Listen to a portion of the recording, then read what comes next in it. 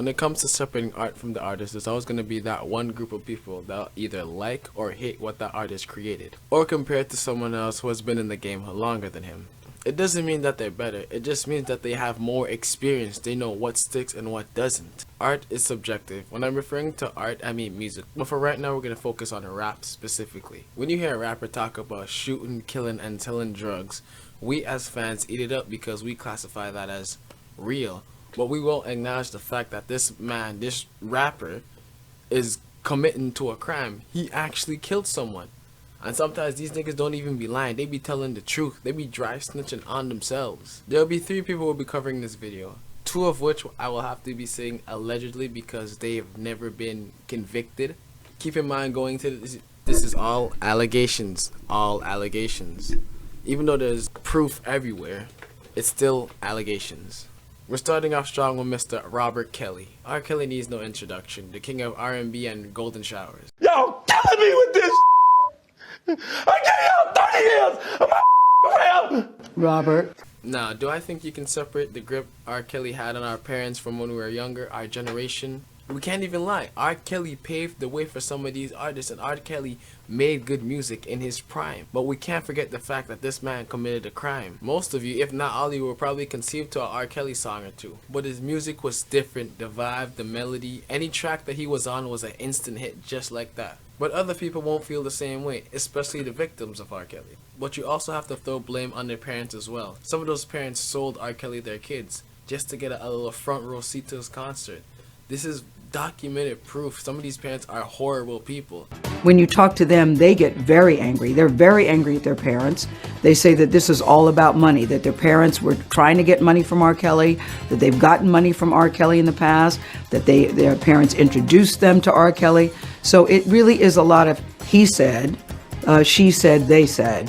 It's just it's a big mess all the way around in this story. If you're holding R. Kelly accountable, you have to hold the parents accountable as well. Tokyo Revenge is a rapper from Connecticut who saw success only 1 year of rapping.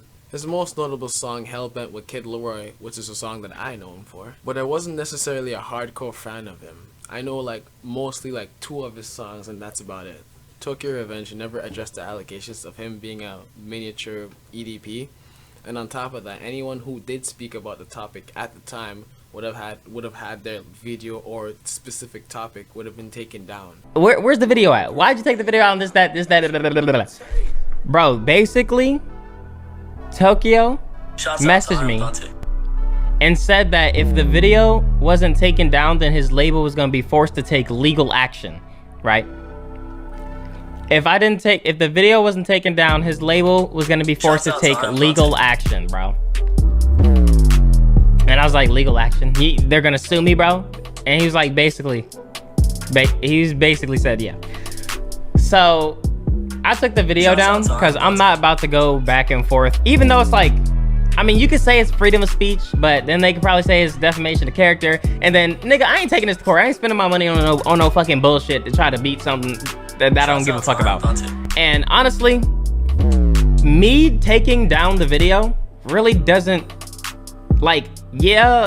that's where it was really blowing up at. I mean, it was even trending, but other people have already posted it. Other people posted it too, so. Even though this was readily available information at the time, because the girl who came out and exposed him made a tweet longer and she posted all the evidence from Tokyo Revenge and her for over the course of approximately a year and a half, maybe even longer, because their relationship spanned from since she was 14 and he was 19. So there's a lot of evidence here. There's a lot of evidence. You can't really sweep that under the rug. You can't really sweep it under the rug. Now, Adam is a rapper I'm more familiar with. One Way, Still the Same, No New Friends are all classics in my book. This is another case of a rapper being a miniature EDP. Adam had a show in Toronto, at the Opera House specifically, and he had 2 of his fans meet him after the show. Minors per se.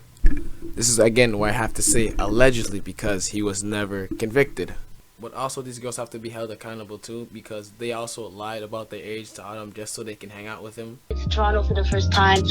We don't really know what to do, and they wanted to go around or whatever. And bam, what I tell you so we got to the concert or whatever, right? And we couldn't even get in because Autumn already started performing, and then the manager, he didn't even he was not picking up his phone. So we waited until the end of the concert, and then he texted me, and he was like, "Yo, where you at?" And I'm like, "That's one of my favorite artists. Of course I'm a lie." Wait. In the moment, be so for real. If you had that chance, I swear to God, You can just tell from the voice that she's a real Toronto person. She just, you can just hear the, yeah, you can hear it from her. You can hear the Toronto in her. You can also see you should also hold Autumn accountable as well. He should be checking for IDs and stuff like that. But the girl also showed this man a fake ID. If you do one little Google search, you can see that ID is old as shit. We don't even use those type of IDs in Canada no more. One little screenshot and your career is over, especially as a rapper too. You niggas like to throw that shit away. You work years and years just to get a rap career, and then you throw it out. You throw it away just because of one screenshot or one voice note, one message. Autumn's work outshines his allegations, which is a crazy thing to say, but that happens in the industry. They don't care what type of allegations you have, what type of criminal you are. As long as you can push out an agenda or push good music, they will keep you. A label will keep you. It's even more common in the acting scene. How many childhood stars that you know growing up turned out to be creeps, pedophiles, and abusers when you got older? What I'm trying to say is that all these artists brought something to the music game. You might say one artist is more inspirational to a generation than the other, or one might be more inspirational to the younger generation. Either way, claims such as SA and hooking up with minors should be taken very seriously. But again, these are all allegations, except for Robert Kelly. He's in jail already. In conclusion, if you're a rapper, if you're making music right now and you're coming up, or if you're just any public figure in any type of way, date within your age range, or do what Leonardo DiCaprio does. When they're 25, dump them. See what you're packing. I hope you would be watching for Prison Bay and not for FYBJ Main. I also just want to see what you're packing, you know. You're always telling me you want to get into the game. I want to see what's under the hood. What the fuck?